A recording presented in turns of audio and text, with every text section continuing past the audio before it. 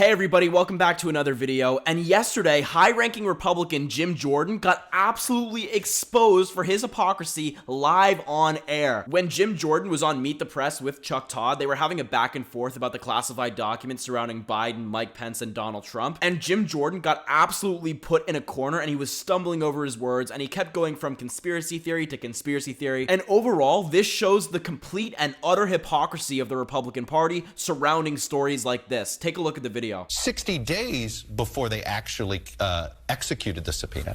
And more importantly, the only time the public found out about it is because Donald Trump told the public about it. This was not some sort of, you paint it as a picture of the FBI did this, this, and this within hours of each other, when it was actually a year and a half of Donald Trump not complying with any of the requests from National Archives. A year and a half. This is not some sort of proof that somehow that they've weaponized and playing politics over here. They raided Trump's home. They haven't raided Biden's home. Because Biden didn't defy a subpoena, Congressman. He defied a subpoena. By the way, he had 60 days to comply with the subpoena before they actually executed President the Trump had documents locked in a room with Secret Service protecting them. President Biden had documents in his garage and in a think tank that was funded by the Chinese. I think there's a difference. President Trump was the only guy who was actually president. You talk about that. You're worried about the Chinese and Hunter Biden. No, I'm just saying. Are you worried about the Chinese and Donald Trump? They took pictures of. Are you at all worried about that? No, I'm not. But they took pictures of the documents at Trump's house. They took no pictures of documents. In fact, it's not just me who would like to know what went on here. Senator Warner said it last week. He would like to get a briefing. He wants to see the documents. And guess what? The FBI is saying no, but they took pictures of the folders in Trump's home. The issue is not whether what Joe Biden did.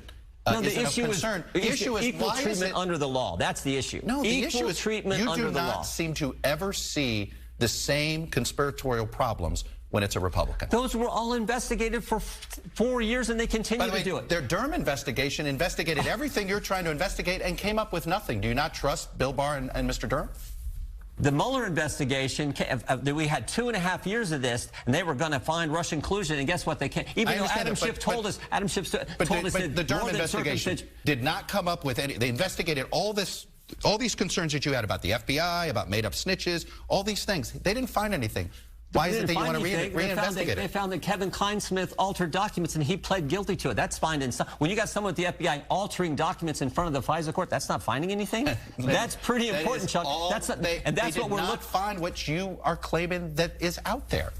Well, why couldn't Durham find it? I mean, that really did not go well for Jim Jordan. As you can see, he was just jumping from conversation to conversation, like he doesn't have any solid points on any of these topics. Like he tried to compare the Biden classified document story to Donald Trump's classified document story, saying that Biden's was worse. But in reality, Biden's is far better. Biden fully cooperated. There's no evidence of a crime. But in Donald Trump's case, he resisted a subpoena and there's evidence of a crime. Like in all of the things they discussed, it's very clear that Donald Trump has done some very bad things, but none of the Republicans will condemn him for it. Like, I genuinely don't think there's a topic that Republicans won't defend Donald Trump on. The Russia investigation found many concerning links between the Trump campaign and Russian officials. It also found potential obstruction of justice from Donald Trump himself. The January 6th investigation found plenty of criminal behavior from Donald Trump. The classified document investigation found that Donald Trump likely obstructed justice and violated the Espionage Act, and yet Republicans are still sticking by him. Apparently, insurrection is not a deal breaker for some Republicans. But if you think that Jim Jordan was the only Republican to be hypocritical on this topic, you'd be wrong. For example, Republican Senator Ted Cruz defended Vice President Mike Pence for his classified document story,